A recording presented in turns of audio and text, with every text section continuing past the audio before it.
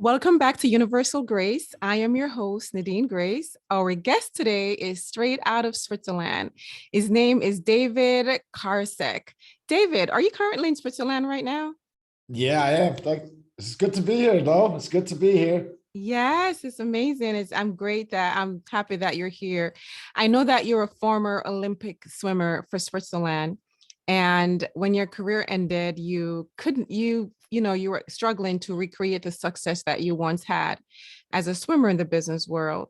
So, and you now coach professional athletes to stop overthinking and to prepare the grounds for intense peak performance experiences. So my question is, when your career ended, how did that change you as a person? Did that force you to go within and start asking the tough questions, to start looking at your life in a different perspective? I wish there was well, it did, but there was a lot of years of like struggling and being confused. And so, what happened to me was, I mean, imagine if you're an athlete and you're swimming, right? It's the feedback that you're getting is very direct. It's like you do something and it's working well, you do more of that. If it's not working well, if you swim slower, you don't feel good, whatever, you do less of that, right? And then in the business world, all of a sudden, it's much more complex. There's a lot more variables. So you have your boss, you have your colleagues, you have the bank as a whole, you have the economy as a whole, you have the central banks and all these things. So all of a sudden, I felt like a disconnect between what I was doing and what came back to me. And I wasn't used to there being such a long time lag and so many Mm, other variables that came into the equation, basically, that I went into a little bit of a victim mode. mm, So I started to blame other people, blame the circumstances. And interestingly, what happened was I did the classic, right? Growing unfulfilled, going out, long nights out, drinking, party, drugs, and all that, like good stuff. I mean, good stuff, all the classic. And then I changed the bank.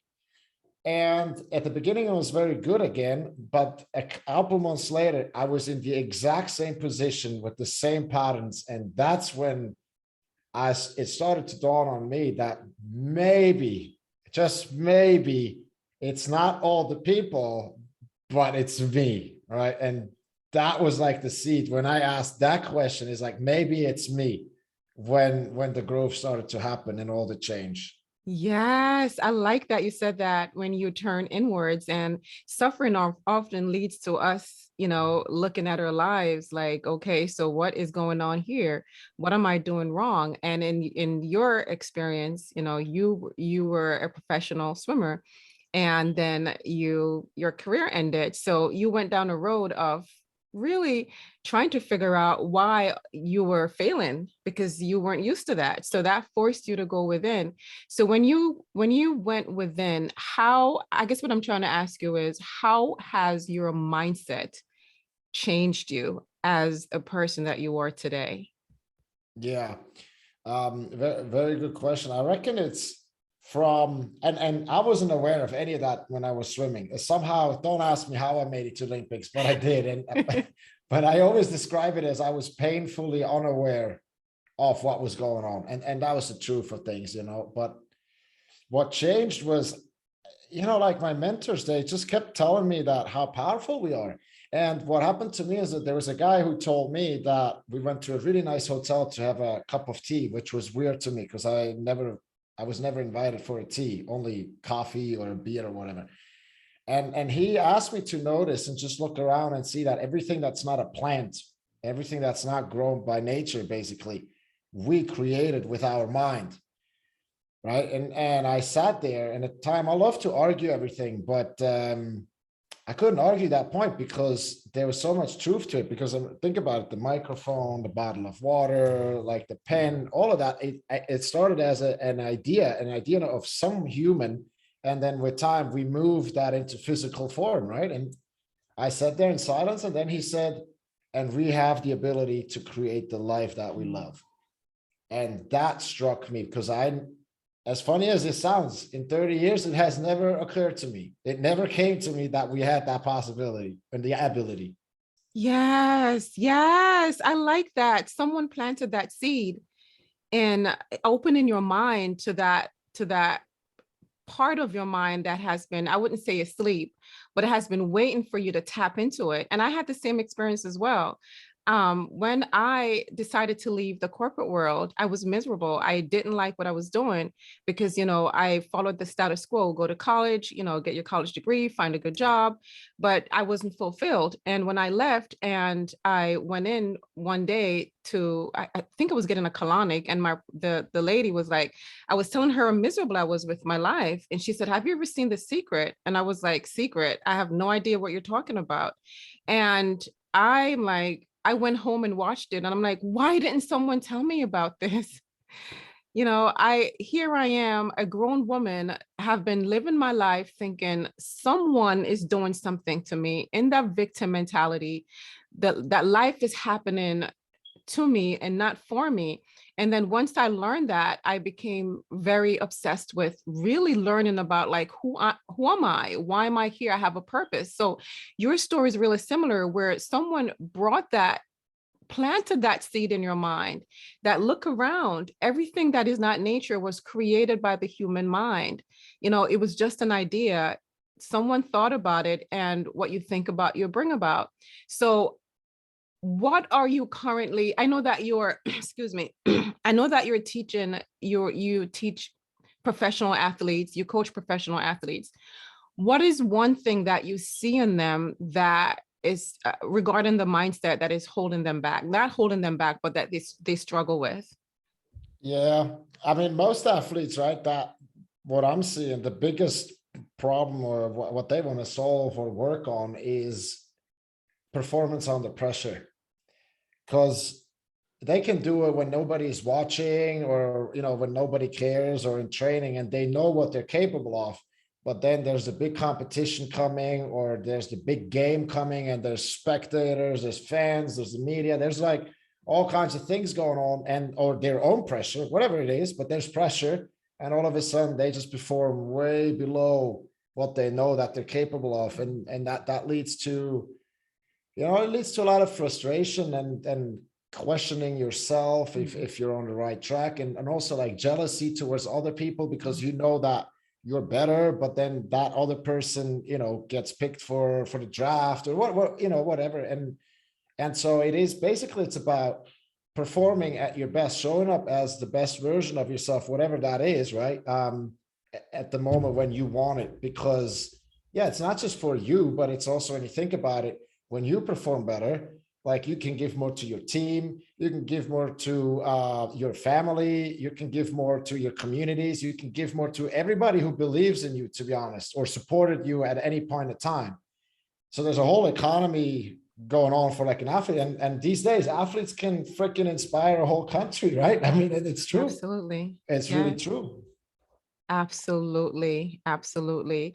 It's just about, really understanding that everything is possible, because everything is already existing in another dimension of ourselves. It's just believing in ourselves. And that leads me to my next question. Why is it so freaking hard to be ourselves? To just What, be? what do you think? Why is it so hard? Oh my God. So I feel like I've been living a lie for most of my life, until a couple of years ago, when I decided that enough was enough, because I was tired of suffering. So I started walking the path that I know that, was created for me, that my creator want me to walk, and which is, inspiring, motivating, teaching, just being myself, be the change that I want to see in the world.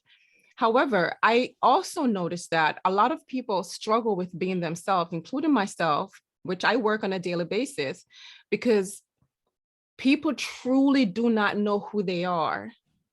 And and that's something that I struggled with for most of my life, until I, you know, found out about who I was, and still finding out about myself, because there's so much to learn.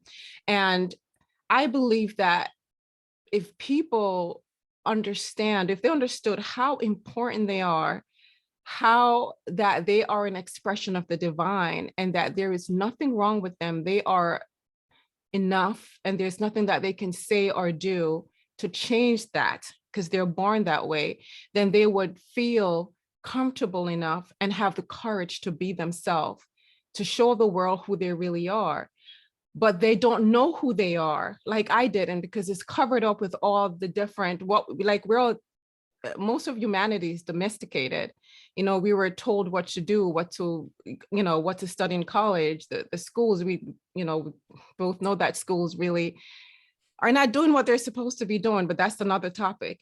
So people truly do not understand the the spiritual being, the spiritual being, the powerful being that they are. So they're showing something else that they created, that this ego create, and then they're living their life based on that limited perception. So hopefully I was able to explain it more. I don't want to talk too much because this is all about you, but what do you think? Why do you think it's so hard for people to really be themselves? Yeah, I'm 100% I'm with you. Look, the way I often describe it is to people that are a bit interested in spirituality is that you land on this planet as pure creative spirit in non-form and limitless potential, and you land in your mother's womb, and you don't know that you're separate from your mother, from your father, from anything. You don't know that. And then you make your debut on the planet, and you got to appreciate that we're having an individual experience on this planet. You are you, I'm me, and everybody else is him or herself, right? And so what that means in the first couple of years, and that's the craziest thing, that happens before you start thinking, is basically a baby cries, right? And there's some kind of unmet validation because they're coming from all is one, and all of a sudden they're in some kind of pain. Maybe they're not getting enough food. Maybe they're not getting enough attention, whatever that is. Maybe they have to be, you know, like maybe there's too much noise or whatever it is, but they're in pain. And unconsciously, the baby asks, or we ask, is like, why am I in pain?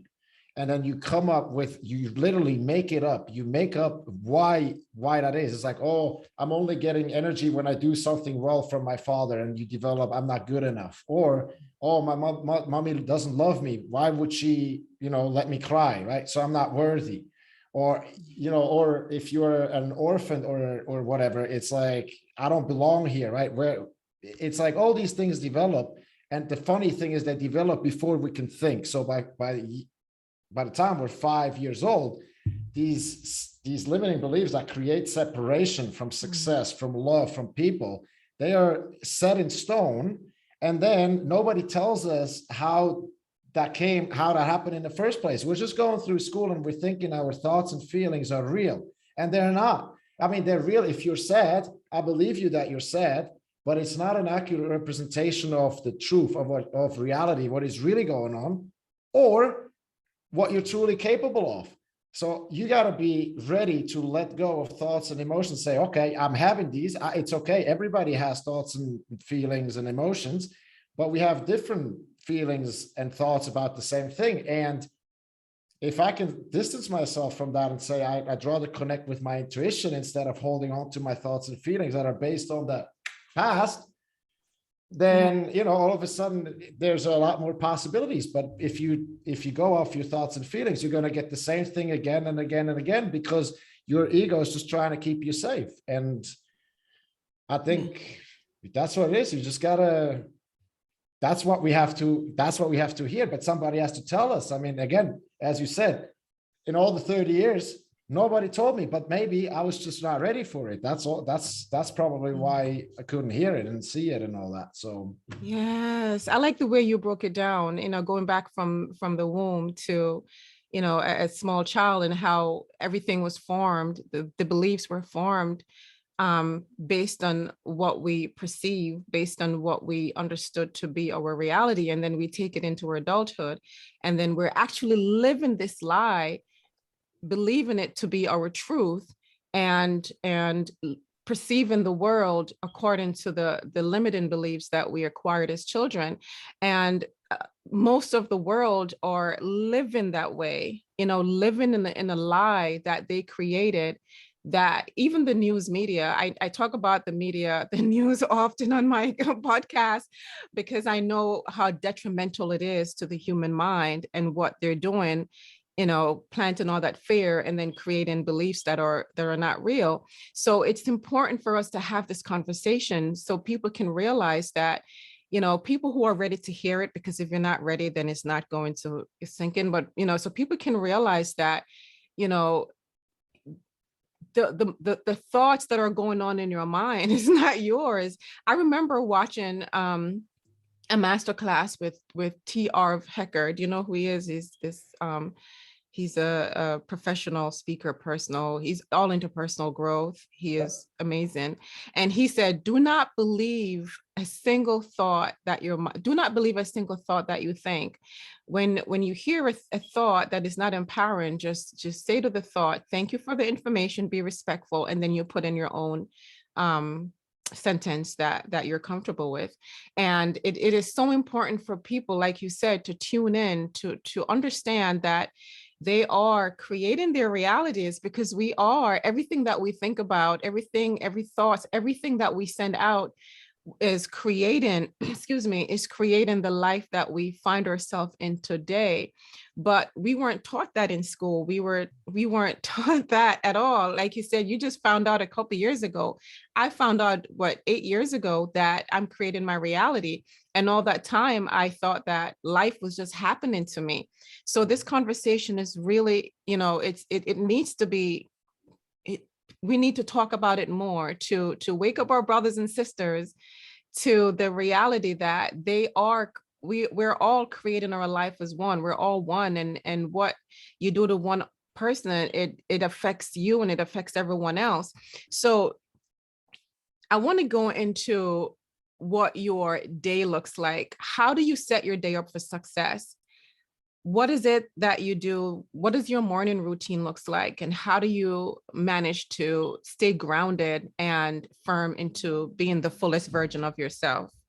Yeah. So it's good that you bring that up, Pat, because I think that's so important. It takes a bit of energy in the beginning to install and build a new routine, right? But once you have it, it's literally effortless. So it just takes a couple of weeks and then it's easy. And what I do, what's working for me now, is like the first thing I do when I wake up in the morning, I journal.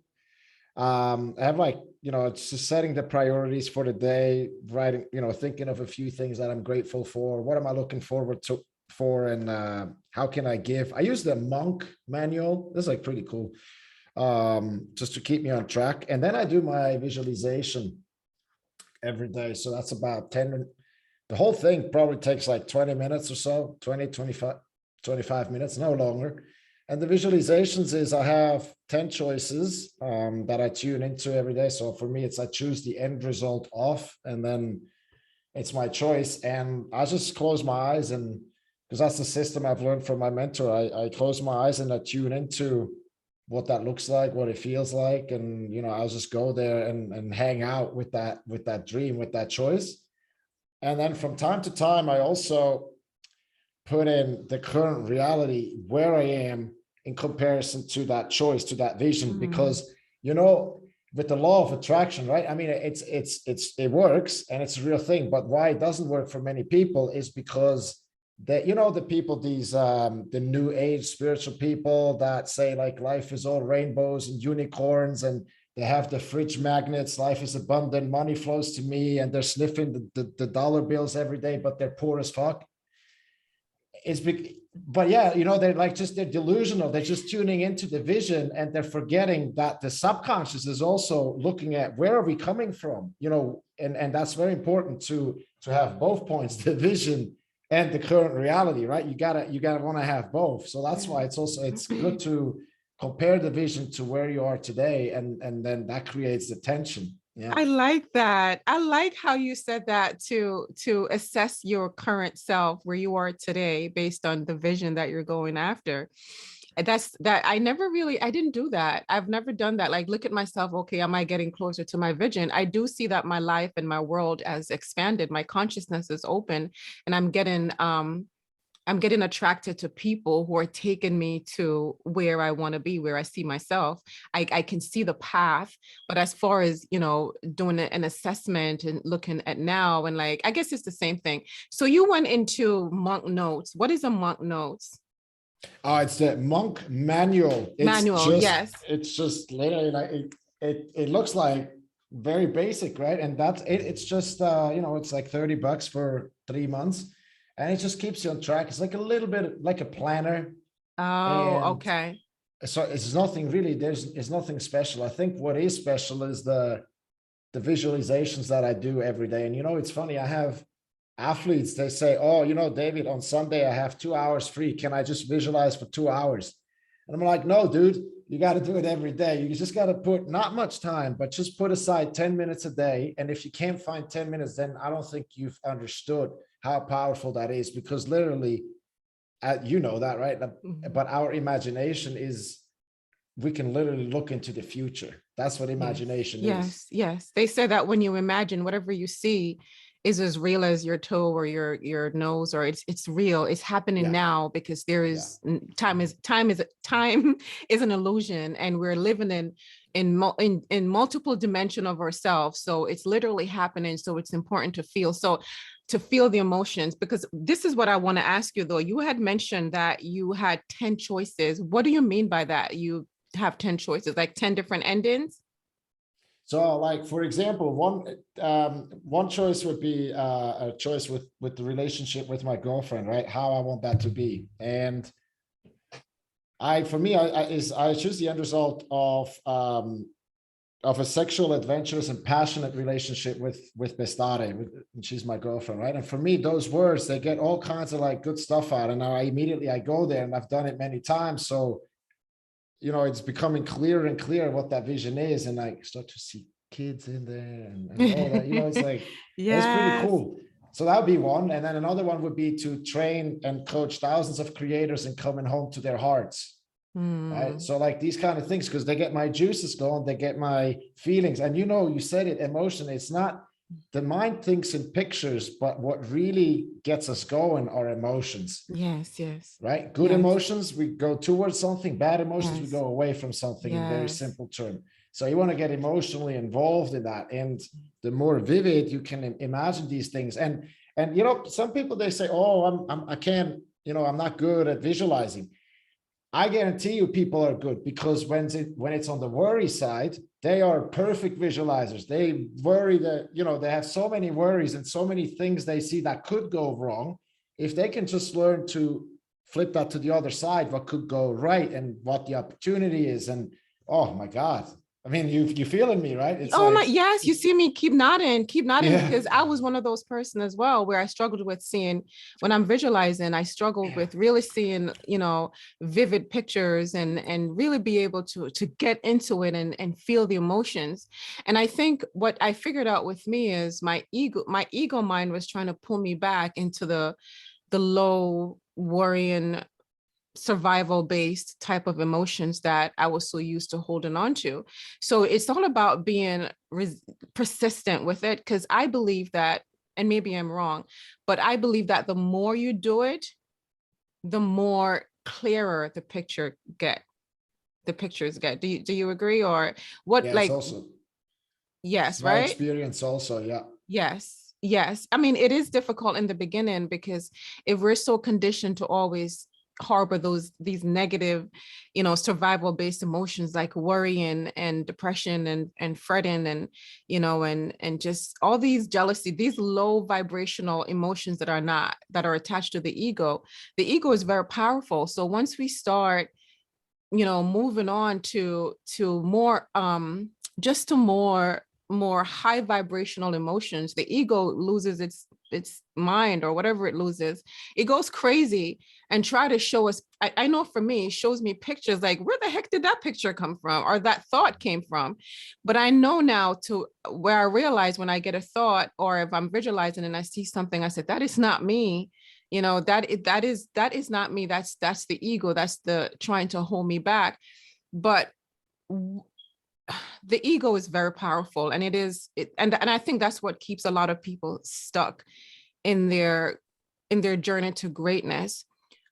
What is the best method, in your opinion, to really stay resilient, and resilient in that pursuit to greatness, to really hold on to that vision and keep going no matter what is it that you would say would be the number one best thing to implement, or that you're currently doing, or you're teaching your students to do? Yeah. Well, I think I got a good answer to that one, because it's actually really beautiful. And the most fundamental premise that I work with is that people are not broken. Mm. We all have limitations, but none of us is broken. So in the first place, there's no need to fix ourselves. And that is a big relief, if you ask me, because if you say, oh, I have to clear my limiting beliefs, I have to overcome this and that, it sounds like a hell lot of work. And it's also, it's fucking impossible. I'm telling you. Oh, sorry if I swear. I'm not. We can beep it out, but it's just true. It's and so we're not broken. But here's the deal: we come to the planet, and we have our higher self, our genius, and on the other side, we take on that through the ego that we're in this vehicle, and we take on some kind of limitations, right? Separation from you, and that's just our persona. And everybody has like a different personality type, but that's why in psychological terms, and you can like predict, if you know what a person really believes and what a person drives, you can predict a lot of things. So basically what we're trying to do and what we're doing is we're taking the power out of the persona, out of thoughts and feelings, and into the higher self, which is intuition, natural ability, instincts, and these things. But for intuition to emerge, you first have to neutralize your limiting beliefs, and neutralizing just means understanding what they are. You have to like see, oh, this is why I'm comparing myself now, right? Oh, I get it. And in that moment, when you're aware of it, you can make a different choice. You can just like stop it right there or whatever. But you got to become aware. That's why in the Bible they're saying, know thyself. Yeah, I mean, Yes. they're saying it everywhere. Everybody's saying it. Just listen to those interviews, and they're saying you got to know yourself. And yeah, it's impressive how that escaped me for 30 years, to be honest, how I couldn't pay attention. But that's it. You just got to know yourself. You got to learn Yes. about yourself. Look, if you're just learning one thing on this earth, learn about yourself first and then everything else. Self-discovery is the most important thing that we can do for ourselves, for humanity, is to really know who we are. Because if we don't know who we are, then we don't know where we're going, and we're always going to think that something outside of us is doing something to us, and we're always going to stay in that victim mentality. It is so important. It's so important. I agree with you to really know ourselves, to know and it's the journey, right? You just don't get up one day and say, oh, I know myself today. Mm. It's a continuous journey of self-discovery. Like, I learn something new every day about myself, about the world around me, about, just mostly about myself, because what I believe to be true, excuse me, what I believe to be true about myself is what I believe to be true about the world. So knowing thyself is so important. And it's I love having these type of discussions, because right now the world is going through a spiritual awakening, where people are waking up to the reality of who they really are, because suffering causes awakening, where people are forced to look within and ask the tough questions. And it can be really frightening. I had my awakening years ago, and it was really frightening and enlightening at the same time, because once you're awakened, you get to see the illusion that you once were living in, and you try your very best to be the light that you want to see in the world. So excuse me. So as far as you had mentioned something too, I'm gonna go back to visualization. I'm really big into that, because that's how we, you say in the Bible, the people perish because they had no vision. And that's what's happening to humanity for centuries, because it's not taught in school to visualize, to that you co-create with the universe, with God. Nobody talks about that. And nobody talks about the powerful being we are. So my question is, I'm going back to the visualization, because I know that my listeners, like myself, have questions in regards to focusing on one particular thing at a time. So do you believe, to keep the focus? For me, I have so many things that I want to bring into my physical manifestation, regarding to my relationship, my business, how I want to show up in the world, my son. And I have so many things just going on, but sometimes I get really overwhelmed. I'm like, oh my gosh, which one do I focus on? They're all equally important. So do you think you had mentioned 10 different options or choices, which you explained, but I want you to go a little dive a little deeper into the focusing aspect of it. Should we just pick one and focus on it for like a particular day or week? Like, how do we know which one to prioritize? Or, well, only we know that. Do you think it's best to just pick one or just do multiple? You know the question that I'm asking. Mhm. Yeah, got it. It's a wonderful question. And thanks for adding these good explanations. Yeah, it's very interesting, and yeah, I love having that conversation.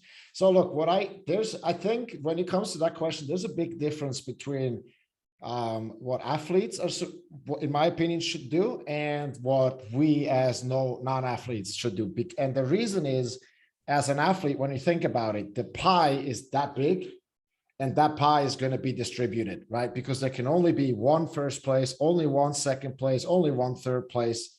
And the pie is what it is. And, you got to compete for that. Mm.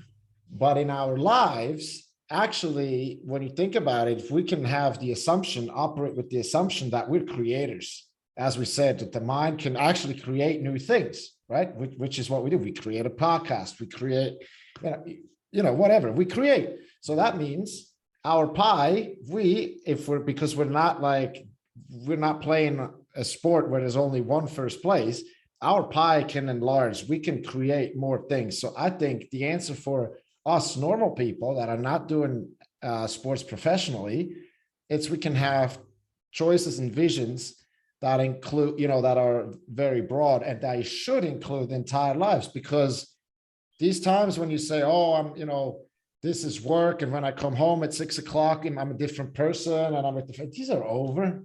We got to look at a person holistically. If you want to be fulfilled, happy, live a life of no regrets, one that you really love, that you're proud of, it's got to be holistic. And I think these things go together. If you're having a loving relationship with your husband or your wife and your kids, how are you going to show up in meetings like that? You're going to be on a roll. If it's constant struggle, they're just so tied together. So I think we should tune into them all the time. And then if you just go with what your intuition is telling you, right? If it's like, okay, today I'm really going to focus on being out there on a podcast and doing meeting. Okay, then go ahead. And then on Saturday, maybe it's a family day. And the thing is to be whatever you decide to do, you do it 100%. You're totally present. You don't want to be 10% there, 10% there, because then you're not present and you're not the best version of yourself, right? You just, whatever you decide to do, go with it, own it, and just be yourself. And I think that's how you can get a lot of, in German, we have a saying, you can get 3 flies with one, I don't know how you call that, with one hit or whatever. Yeah. So focus on all areas, because if one area of your life is working, it shows itself up in other areas of your life. Yes, I totally agree. So what is it that you're working on now? I know that you coach Olympic athletes. Do you have any projects going on? Yeah. So what I really want to do is I want to work with a whole team.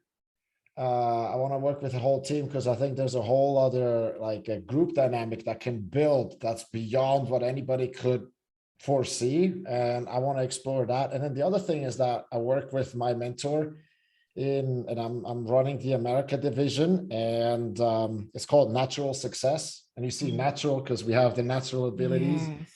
And so we're running trainings there and we're scaling that. And the interesting thing is I got lucky because I got into it. He has a big name and all that. So it's really interesting because I don't have to do any marketing and sales, which is kind of nice, because that's also, coaching is one thing, but then marketing, you might be aware, right? It's a whole other game. So yes, you already have that presence. Yes. So that's awesome. You already have that name where, all people need to do is just Google you and you're all over. Yeah, that is just really nice through association. But it's also I'm telling you, it's a bit scary because I'm the same dude that I was before. But all of a sudden people look at you and oh my God, he's working with him and he's doing that. I'm the same guy, but people just perceive you. Again, thoughts and feelings, right? It's crazy. The change. Yeah. Yes, you're more and new and improved because you have upgraded your mindset, and you see the world differently now, more compassionately, with more compassion, and just a lot more love, realizing that we're all one and people are just doing the best that they can. So yeah, it's such an amazing time to be alive now, to really, you know offer our gifts and talents to everyone, because we're all here to serve each other on whatever capacity we're called to do. So, you're doing such an amazing job, David. You're still pretty young. You're only in your 30s. I'm in my 40s. So you have a lot of life to live, and a lot of, people and professional athletes to coach, and I can see you coaching millions and millions of athletes. You're doing such an amazing job. You're very wise. I can sit here and chat with you forever, because just pick your brain and We could, and hey. yes, yes, for real. You're a man of wisdom. So, so how can our listeners connect with you? I think the easiest is I'm on social media, just David Karasek, and I try to keep it simple and have the same picture everywhere, so Yes, hopefully it yes. will show up. Or I have a website, davidkarasek.com. Okay. Yeah, I'd Awesome. love to connect with people who are into spirituality. And yeah, as I say, I appreciate what you do. I have a lot of admiration for podcast hosts because you are spreading empowering vibes, which again, I can't think of a time when it was more important than now. And yeah, so keep rocking, and thanks for having me on. Hi. Thank you. Thank you, David. I'm glad that I know we're supposed to be ending now, but I'm glad that you mentioned that it's the time right now is I really believe that I was created for a time like this, and so were you, and so are you, and so are all the light workers out there who are trying to, shine their light and make the world a much better place, because we're so needed right now. Mhm. We're so needed right now to really light the world up, and show people that, we are the majority. We're powerful, but yet we're giving our powers away every day to, you know the people who doesn't want to see us rise as a humanity. You know where I'm coming from. So we're so needed right now. So thank you so much, David. I could sit here and chat forever. I love to talk about spirituality. I love to talk about, just empowering the masses, waking up everyone, us coming together, uniting, remembering who we are, and taking our powers back and walking into the fullest version of ourselves. So thank you so much. I hope that we will continue to, keep this connection going. And I hope that you will, empower and motivate and inspire and help millions and millions of athletes. Thank you. Likewise, Nadine. Thank you. Thank you so much.